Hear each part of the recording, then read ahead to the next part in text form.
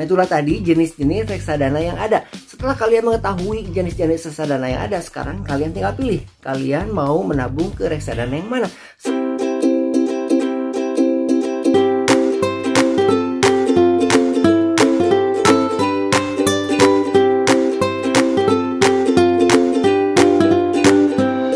Halo guys, balik lagi di Tea Channel bersama saya Tea. Di channel ini, di channel tempatnya berbagi ilmu, info, pengalaman, dan cerita. Apa yang Tea alami, kalian boleh tahu. Apa yang Tea tahu, kalian harus tahu. So, tidak kerasa ya, sekarang kita sudah masuk ke hari Rabu, tanggal 9 di pertengahan minggu ini. Kita kembali lagi akan belajar tentang reksadana ya. Jadi ketemu lagi di video belajar reksadana dari nol bagian ketiga. Dukung terus channel ini agar selalu bermanfaat untuk kalian semua, untuk orang banyak, dengan cara subscribe, like, komen, dan share. Nyalakan lonceng di sebelah kanannya so kamu dapat info-info terupdate dari Tea Channel. So jangan kemana-mana, stay tune.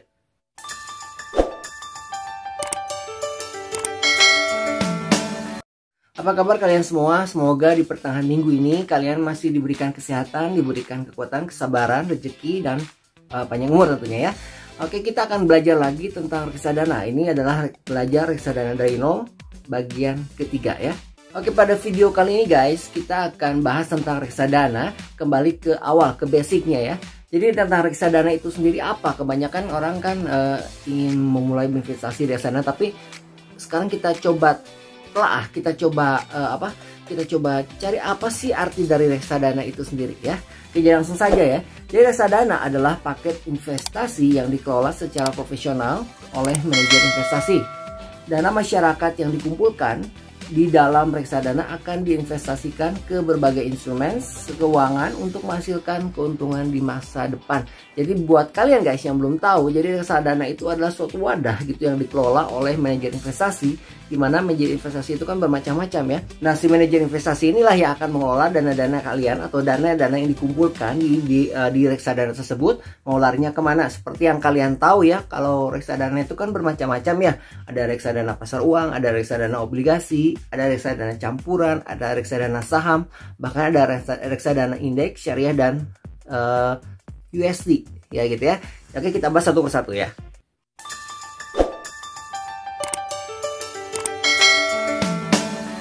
Oke, yang pertama adalah reksadana pasar uang.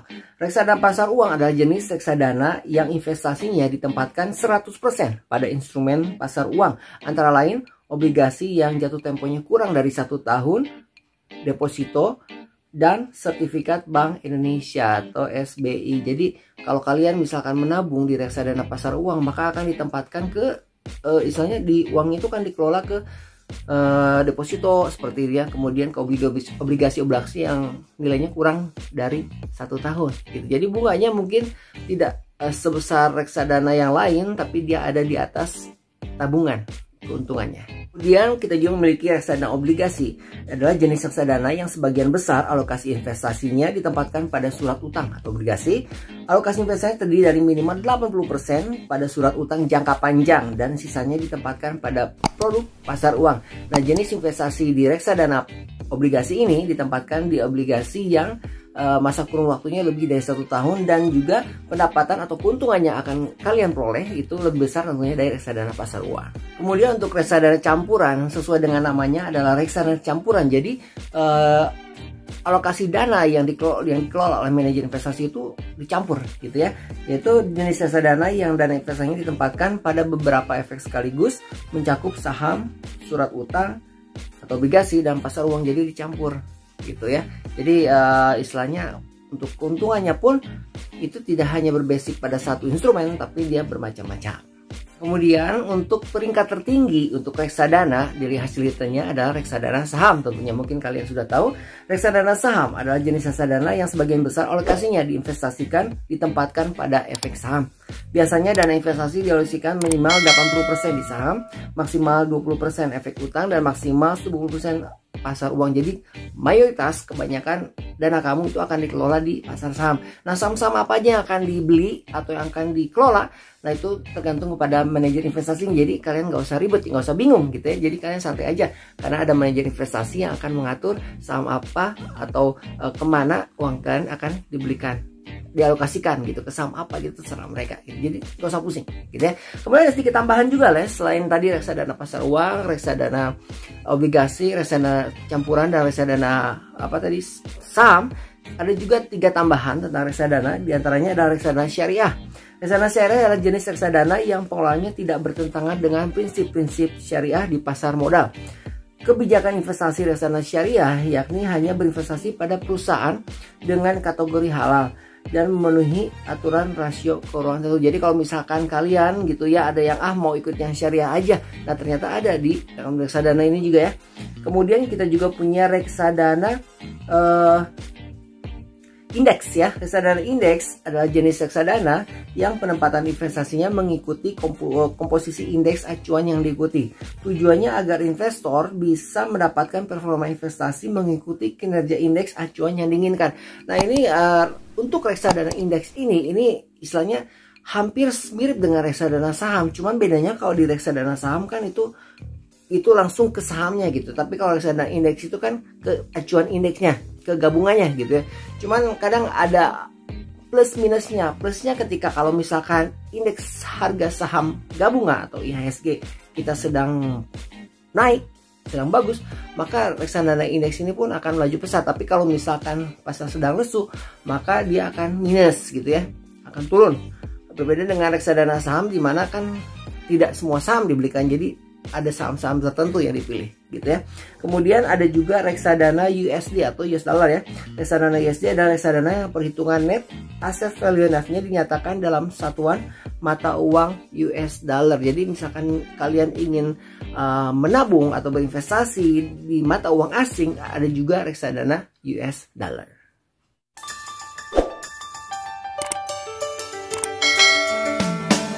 Nah kadang untuk seorang pemula itu kan kadang bingung ya, aduh harus pemilihnya gimana nih, kadang suka gundah gulana gitu, kadang pengen di reksadana saham tapi ternyata di tengah-tengah jalan dia mau ambil lagi. Nah kita singgung lagi kembali sedikit ke aplikasi Bibit ya, tetap jadi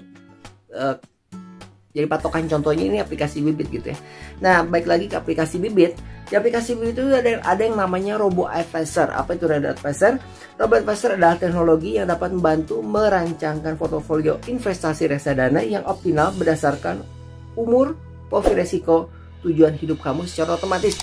Jadi kalau misalkan kalian ya menggunakan aplikasi Bibit, nah nanti kalian itu akan ada pertanyaan nanti sesuai data ya, butuh umur, terus pertanyaan yang diajukan berdasarkan profil, maka kalian akan dikategorikan ke berbagai kategori. Ada 3 kategori. Yang pertama adalah dikategorikan sebagai investor konservatif, yaitu investor yang ingin berada di zona aman. Jadi dia istilahnya low risk, low gain tentunya. Jadi dia ingin aman-aman aja deh gitu. Kemudian ada investor moderat, di mana investor moderat ini dia bisa menerima risiko kerugian tapi juga dia menginginkan hasil yang tertentu gitu ya, jadi berimbang gitu. Atau yang ketiga adalah investor dikategorikan investor agresif, di mana investor agresif ini dia istilahnya menginginkan high return gitu, high return. Jadi dia menginginkan return yang tinggi gitu, dan dia tidak takut akan risiko yang tinggi pula. Seperti itu. Jadi ada 3 profil atau 3 tipe investor atau tipe kategori istilahnya ya, yang dikategorikan kalau misalkan kalian menabung di aplikasi Bibit. Jadi kalian gak usah pusing nanti kalau sudah tergolong mana gitu, kalau sudah ditentukan atau sudah mulai keluar hasilnya kalian tergolong investor yang mana, nanti akan mulai ada dari Robo Advisor itu akan ada istilahnya apa ya, saran-saran kalian untuk menabung di mana saja gitu. Jadi praktis sekali kalau misalkan kalian mau menggunakan aplikasi Bibit buat para pemula ya. Dan biasanya kalau misalkan kalian menabung di aplikasi Bibit itu suka ada tampil ya profil risikonya, kalian termasuk profil risiko yang mana. Jadi kalian bisa tahu dari situ. Oke. Buat kalian para pemula yang ingin memulai berinvestasi di Bibit, silahkan kalian bisa coba download aplikasinya di Play Store atau di iOS gitu ya. Jangan lupa masukkan kode referralnya, bisa masukkan TA Channel. Jadi sesuai dengan channel ini ya, nama kode referralnya TA Channel. Oke, kita balik lagi ke belajar reksadana.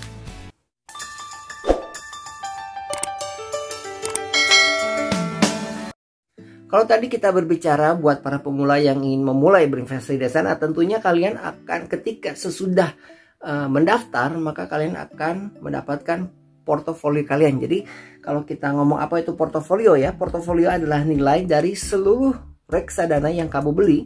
Di dalam satu portofolio reksadana, kamu akan terdiri dari berbagai jenis reksadana yang kamu beli. Jadi itu seperti catatan gitu ya. Di situ ada catatan atau portofolio. Jadi apa aja reksadana yang telah kalian beli, di situ akan muncul list-listnya gitu, semua reksadana yang kalian beli. Kemudian portofolio juga ada portofolio optimal. Apa itu? Portofolio optimal adalah portofolio yang memiliki kombinasi expected return, tingkat keuntungan yang diharapkan, dan tingkat risiko yang sesuai. Pembentukan portofolio optimal dapat dilakukan dengan pendekatan pembentukan portofolio dari Harry Maskovich yang memberi rasio produk reksadana sesuai profil risiko kamu. Nah, kalau portofolio itu mengenai reksadana, sekarang mengenai investornya. Mengenai investornya, kalian dapat melihat profil kalian di profil risiko. Profil risiko adalah profil yang menunjukkan seberapa besar kemampuan seorang investor menerima risiko dalam investasi reksadana. Semakin besar risiko yang bisa diterima, maka semakin besar juga potensi keuntungan yang bisa didapatkan. Dan biasanya kalau misalkan kalian menabung di aplikasi Bibit, itu suka ada tampil ya profil risikonya, kalian termasuk profil risiko yang mana. Jadi kalian bisa tahu dari situ. Oke. Yang terakhir adalah prospektus reksadana. Prospektus reksadana adalah dokumen yang berisi informasi mengenai sebuah produk reksadana, mulai dari pembentukan reksadana hingga keterangan mengenai penyebarluasan prospektus dan formulir pembelian unit penyertaan reksadana serta pembubaran atau likuidasi reksadana. Biasanya ini kalau dokumen yang berisi informasi sebuah produksi apa, produk reksadana, pembentukan reksadana, itu biasanya kalau misalkan kalian datang ke kantornya, ke kantor dana reksadana. Tapi kalau misalkan sekarang kan sudah zaman digital ya, jadi semua itu semua dokumen, semua catatan, semua laporan keuangannya, semua kinerjanya di reksadana itu semua udah ada ya. Kalian bisa lihat semua itu di HP kalian karena sudah tercatat lengkap di situ ya, di semua tentang reksadana. Nah, itulah tadi jenis-jenis reksadana yang ada. Setelah kalian mengetahui jenis-jenis reksadana yang ada, sekarang kalian tinggal pilih. Kalian mau menabung ke reksadana yang mana? Seperti yang pernah kita bahas di video-video sebelumnya, kalau kita menabung di reksadana itu harus ada tujuannya. Jadi contoh ya, jadi kalau misalkan tujuan kalian untuk di bawah 1 tahun, contoh untuk membeli hadiah atau membeli sesuatu, maka kalian bisa menabung di atau berinvestasi di reksadana pasar uang. Kalau misalkan untuk beli buku di atas 1 tahun, kalian bisa pilih reksadana obligasi. Atau kalau misalkan kalian punya rencana jangka panjang atau untuk biaya pendidikan itu kurang lebih di atas 3 tahun, itu kalian bisa memilih berinvestasi di reksadana campuran. Dan kalau misalkan untuk dana pensiun kalian bisa pilih di reksadana saham. Jadi kalian harus menabung atau berinvestasi di reksadana ini sesuai dengan tujuan yang kalian ingin tentukan atau yang ingin kalian capai, agar hasil keuntungan atau hasil yang didapat itu bisa maksimal. Oke guys, cukup sampai di sini saja pembahasan kita mengenai reksadana di Belajar Reksadana dari Nol bagian ketiga di video kali ini. Mudah-mudahan ini bisa bermanfaat untuk kalian semua, bisa menambah wawasan, bisa menambah pengetahuan kalian tentang reksadana. Dan buat kalian yang memulai, kalian sudah tahu sekarang ya bagaimana untuk memulai reksadana, dan kalian harus tahu juga